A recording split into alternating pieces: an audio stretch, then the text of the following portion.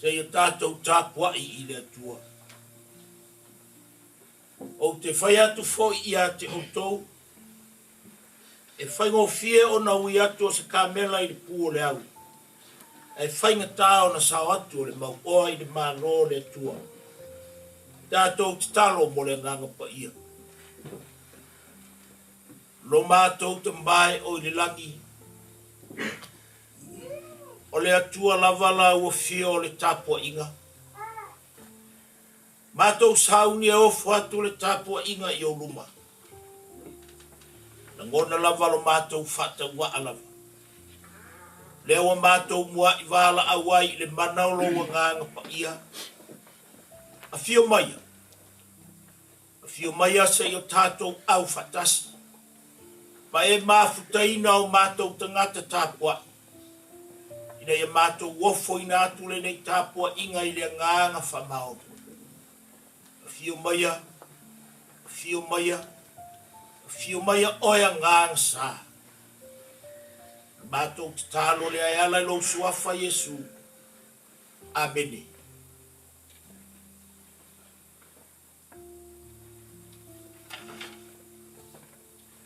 Tātou pese I le pese malus fulmatasi. Malus fulmatasi pese tātou pese ai.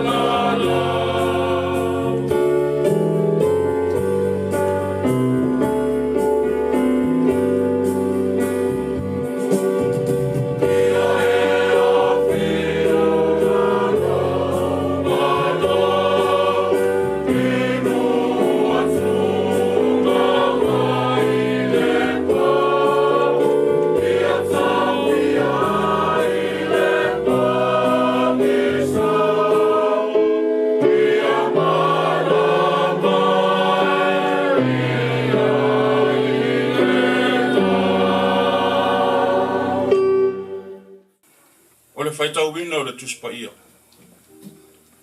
Tuse filfilia ma le whengenga fōu.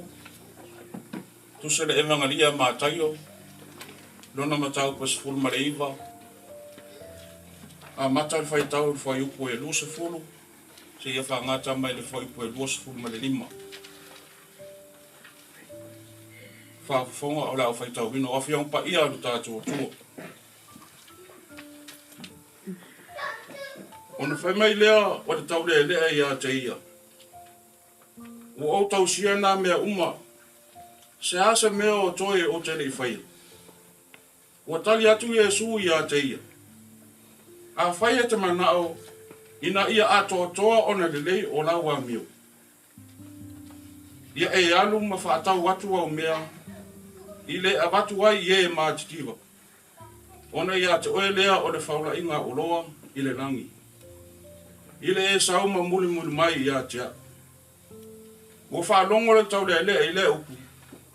Ona lu esai lea o ia ma le tinga. Oa e tele lava ana mea. Ona whetale atu ai lea o Iesu I ona so. E moni, o te whai atu ia te o tau. Le whai ngata ona sao atu o le mau oa I le maa lo le langi. O te whai atu fo ia te o tau. Le whai ngofia ona ui atu o se ka mela I le pū o le au. Ai whai ngata ona sao o le mau oa I le maa lo o le atua. O whalonga ai ona so, ona lato matua tau whai yofu ai lea, ua whape anu. A whai o lea. O ese tasi ma whai ona whaola ina. Ia wha malama mai e lea nganga pa ia o lea tua, do tātou whai tau wina o ana whiong pa ia. Ma ia tu maupe ia te ilo na lava vi inga, ne isa i o lava I le whaavavau lava. Amen. O a tātou tārsanga, o le tatalo o le whaafetai, o le whaatoesenga, ma momoli atu nisa o tātou manao I le atua. Tātou wifo matatalo. Le atua sirisiri e se elo mātou tamba e whaavavau. I le mai Iesu ke riso lo mātou alii, ma lo mātou whaola. A ole nganga pa ia o lo mātou whesoa so anisiri. O lau fio lava o le atua o lo mātou wola. O lau fio lava o le atua o lo mātou malusi.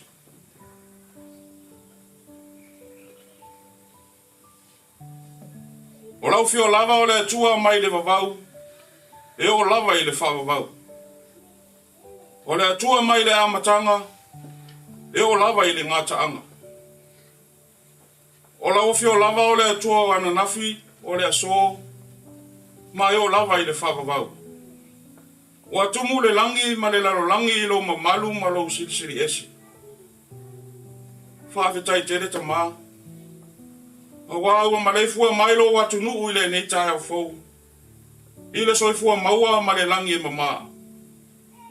Mo mari atu le pong sa. Sa tofa whaalo o atu nuu ma mātou moe.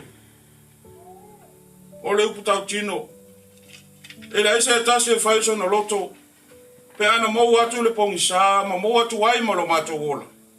Ai pita. O lo lava lo fatu noa. O e whangwa ia I mātou I o mātou moen. Whaafetai le ni aso fau e whaapopo I aso whaitau wina o le soifua ma lo mātou wola. Whaafetai tele le ola ma le mālosi. Ai meso o tiute, o tofi, o anga waa ese, o tāleni, o le poto ma le atamai. Ua e te tofi, ma e whaonga ina ele soifua ma le ola o tangata. Ma e whata mau a ina ina I lato. Mātou whaafetai, o lo manuia si o mātou atu nuku atoa. Mai maunga te tele se ia o lava I nai a mātou whanau. Ai mese foi, lau e kāle sia o ao. Lau au whainga ruenga te tofi, I sose whata whaitau langa. O lo latou whanau no manu I le atua, o ase manuia o Samoa. Whaafetai I au tama o ainga whasoa mai mo I mātou. Wale ngata I le ola I le tino, au le mawhauwhau, ma le ola whale ngang. Mātou whaafetai I au awhiong pa ia, ua mātou whaitau wai, o le tusi o le ola, o le suli o mātou vai, ma le malama lama I o mātou wala uma. Whaafetai lo nganga pa ia, o lo mātou whesoa so anisiri. Nā te au maia le ono sai, nā te au maia le whapale pale, nā te au maia le mautinoa i o mātou lotu. Nā te tautolo ina pēa lo mātou vai vai, malo mātou whatau wa. Ai siri me uma a mātou whawhitai.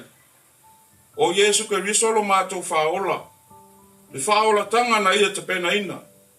Na maliwa i lunga o le sātauro, sātanu mia, aina toso i fua manu mā lo mai nei le oti ma le tunga mau.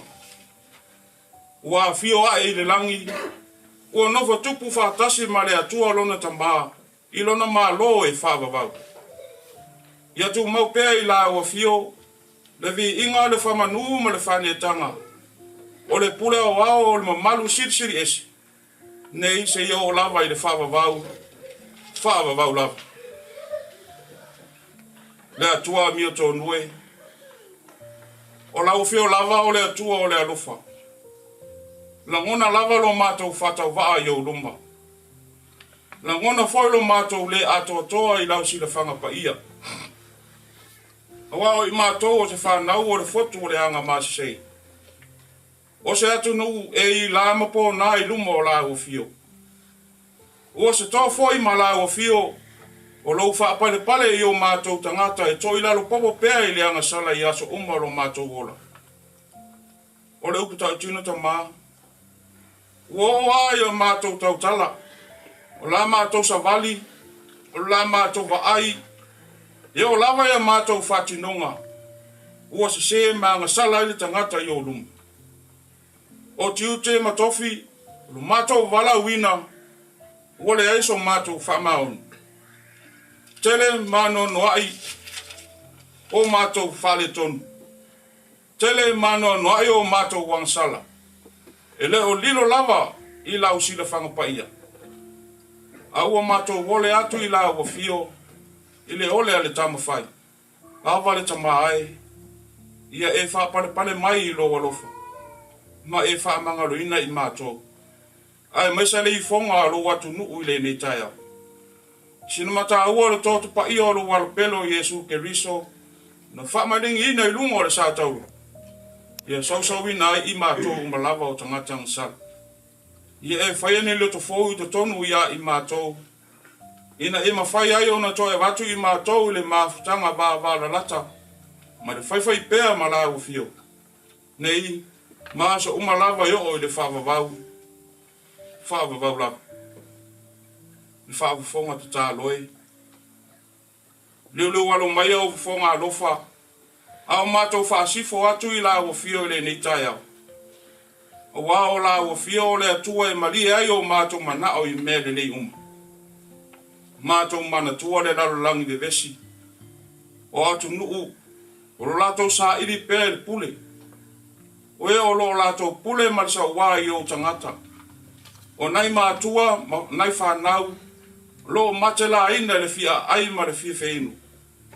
Ua le eisa me no nofo ai i lato. Le atu wai. Ia o atu iai lo wanga de lei.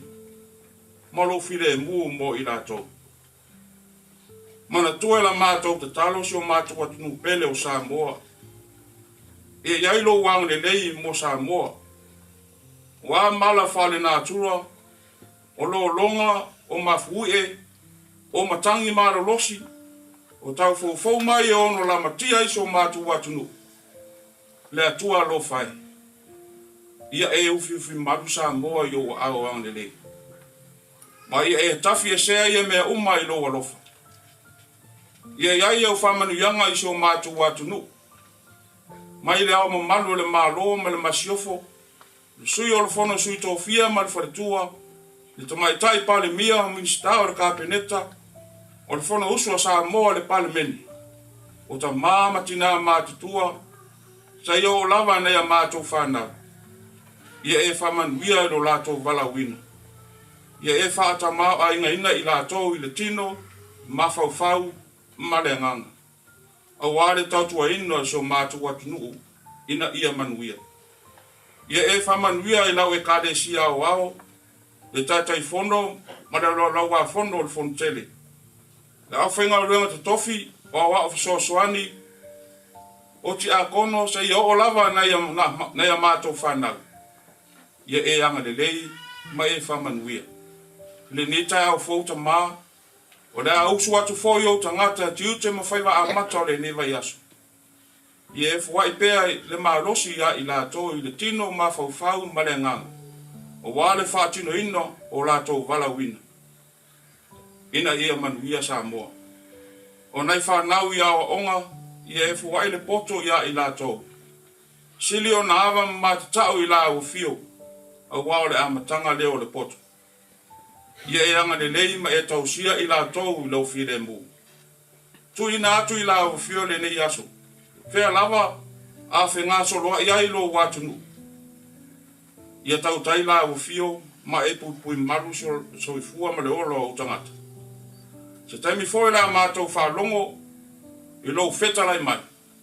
La unga la u fio ala i lau auna. Mātou whalongo mai tutoa e se aso whina ngalo mo i mātou i le nei tai au. O nisi au mātou tatalo. Pātasia i matatalo leo leo le loto le tangata la waia. O foi na atu ia whaia pēr lau whina ngalo. Ai leo so mātou whatau anau. E ala lawa ia e superviso lo mātou alini mo lo mātou whaolo. Amen.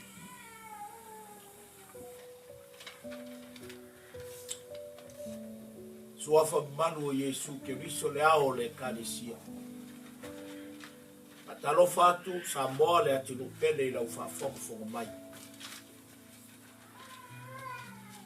Le launga i le suafa manu o le atua te maa. E alomba le nganga pa ia. Amene. Maua se upo e te inai tatou mai le tusi sa whaita wina. Mātai o mata upo e se fulmareiva u whaonga ina. E fuai upo e loa se fulmar whae whai mamutua. O te whai atu whoi ia te utou. E whai ngō fie o na ui atu o se kāmela i le pua le au. Ai whai ngata o na sao le mau oa i le mālo le atua. O le manatu au tū. O le nei aso, tu sai ma le whaasinonga tu si whai tau aso le kānesia. Ka mela ua whai mawhilo. Ka mela ua whai mawhilo. Threading camel. Threading the camel. O le whai upu ua whai mamatua. O se la fonga Yesu e mwhai o na whapea o se la fonga whaingatā. A wā fo e whiu le mā whau e whitu na ilo na winga tonu. A whai o le whingalo o Yesu e whātatau tonu i le mea ola o le kāmela. Ma le pū o le au pa o le pū o le nila. O no o mai lea o se la ngona. E matua le ai lava. Se ava noa se mau oa e sawa i le malo le langi. O se isi foi taofi. O le kāmela.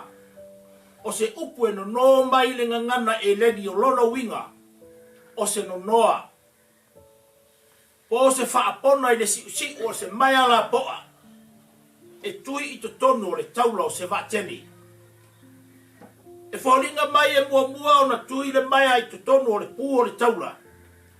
Na fato a fai lea o le kāmela po le whapona.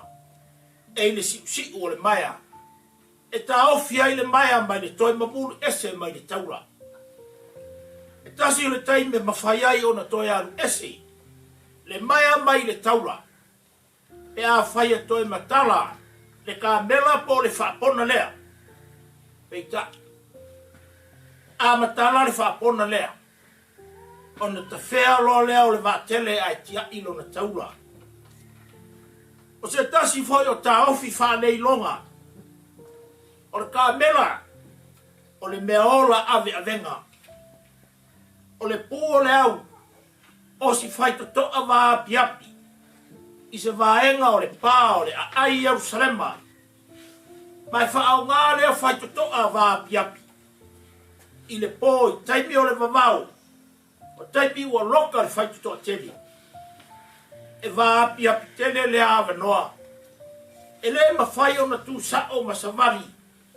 Se ilonga e tau ma whai ia pa e mua mua le tino. to tuli. Uno wifo ma tolo o siava noa va pia pilea. Lea tonu fa fitauni. Ole oa. E fa la vea ai.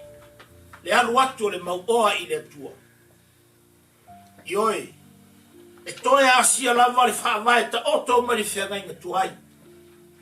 Aua nei fai mo o ese atua ese i o luma Samoa. Samoa ole oa ua fai ma fa po ngai o mea leanga uma i ona po nei. Ua atua le tangata i le oa. Ole mea o iai lau oa. O ina foi o iai ma lo loto atoa. E tai o le mea sili lea o na fia maua lava e le atua. O le loto o tangata. Ua tau vale ina le oa. Male ta mao a inga. A onisi au mea alofa taua le atua. Ua foa ina mo le ola le lei o le tangata. E mafua. Ina ua iai ma le mata pea pea. Ua nau le tangata e fu e lava lona tangata i a tumu. Ua le manatu alofa lava i le isi uso a tangata. Pa pere mau oa lea na aluane i a Yesu. Hai mai. O lo uma ona ia tausia tu la fono uma. Talulo na iti. Keta la ia tu loa Yesu. Alula e tufa atu au oa tangata mātitiva. A uma na e sau lea e te muli mai i a tia. Hai mai le tala nei. O alu ese lea o le mau oa maliti ngā. E musu le mau oa e faso atu. E musu e sa atu lona tumu e ola ai le isi tangata. Tau lava ina ia whaputu. Whaputu mafu e ia tumu lana tanga. Tangata whaputu oa ia. Le fo ina feta lai ia Yesu. O e nā le vale. A mia lo nganga nā nei. O ai ole a whai ma ia lau whaputu ngā oa. Wa ai ile lalolangi ono po nei. E o la waisi o tātou atu nu o Samoa. O ai o lo me vesi ma vava o nei. O le tali o le au mau oa. Ai sea. E na lau lava ia mau o le pule. O le pule o le tamale o le oa. A waa fo a mau o le pule o fai o fie o na fue. Fue ma faa puna whanau le oa i le tanga. O le pule lea. Ta ua e aki epic po. O le pule e namu le anga lava. Sua malie malololo le oa e maua. I lou lava afu sina. A o le oa na fu e mai i mea whaitere ma le afu o isi. Sua malie i le ngutu ai o ona i le manava. Whaingo fia i le kamela o na ui le pu o le au. Ai whainga tā o na sawatu o le mau oa. I le malo o le atua. E fia whamanino si vala lea. E le o whapea mai Yesu. E le sao le mau oa i le malo le langa. E le ai, e le o le sao lea o le whetalai ngā le rivao. O le upu whainga tā. O lona winga. E ui ina whainga tā. Ai te tau lava.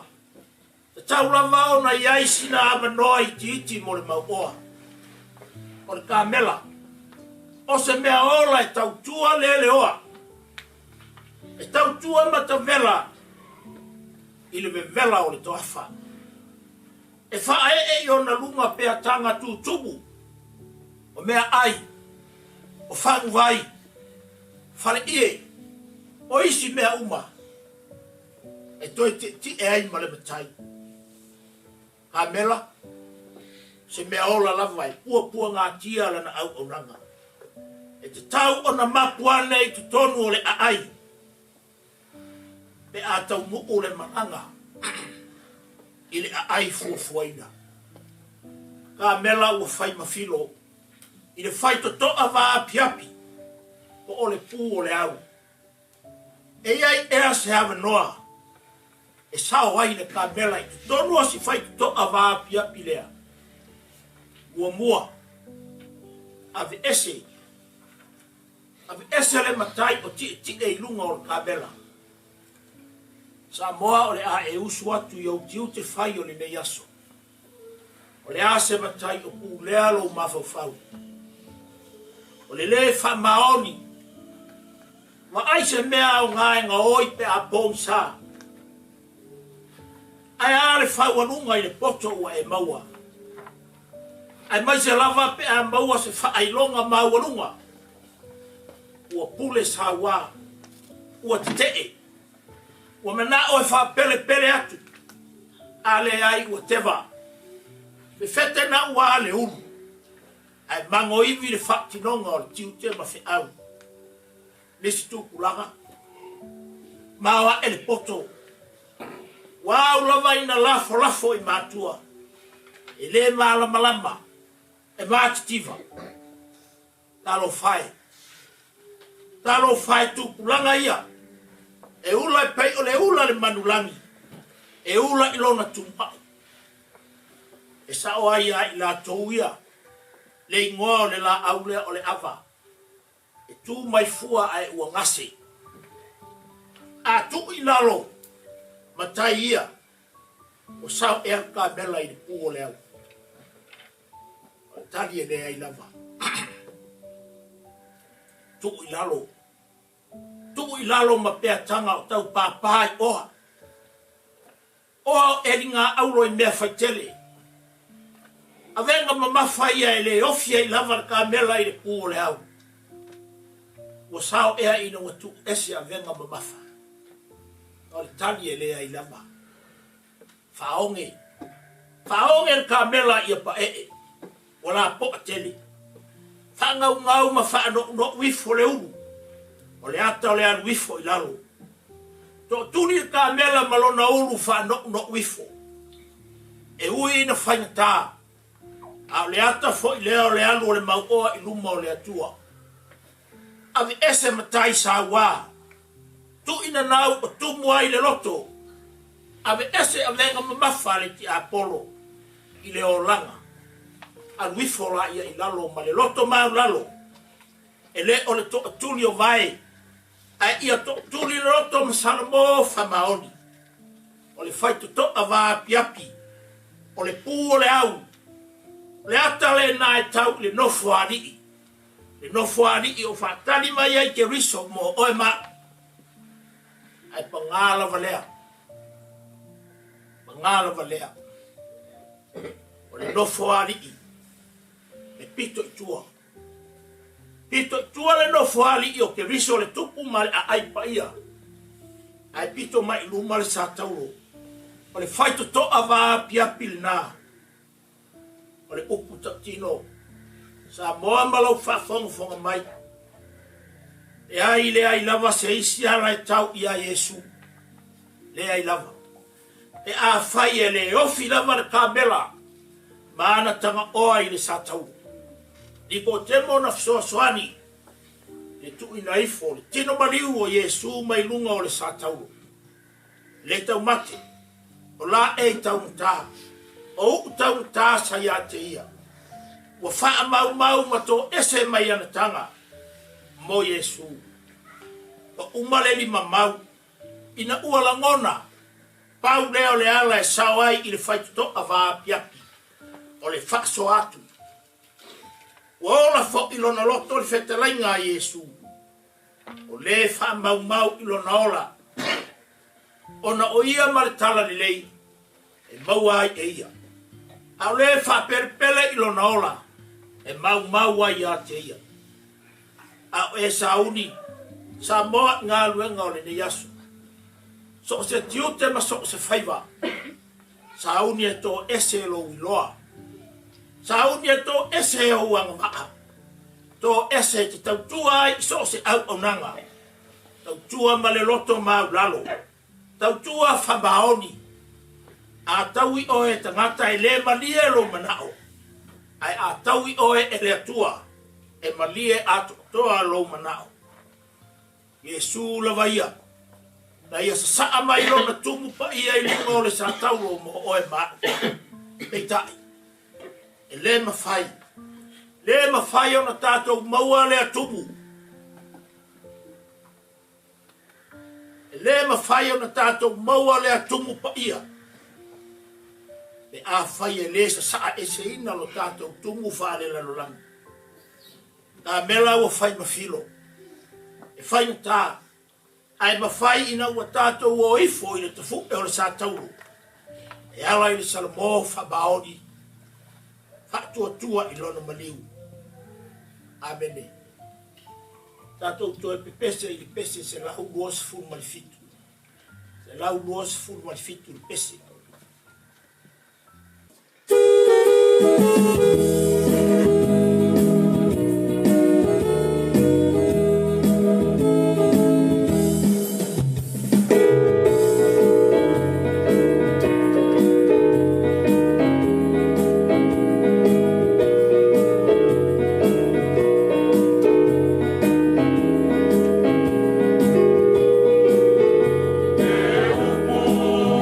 Fia, fia, tua feta lá.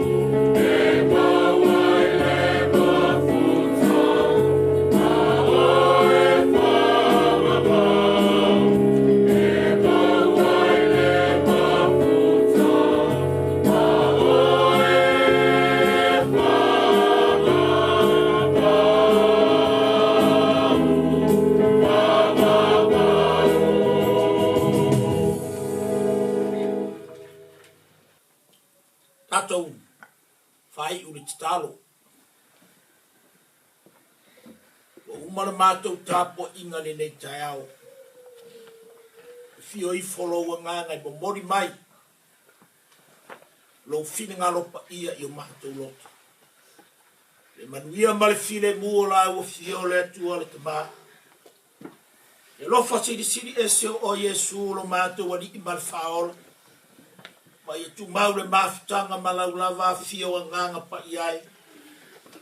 Nei ma se ia o I le whamamau lava. Amen.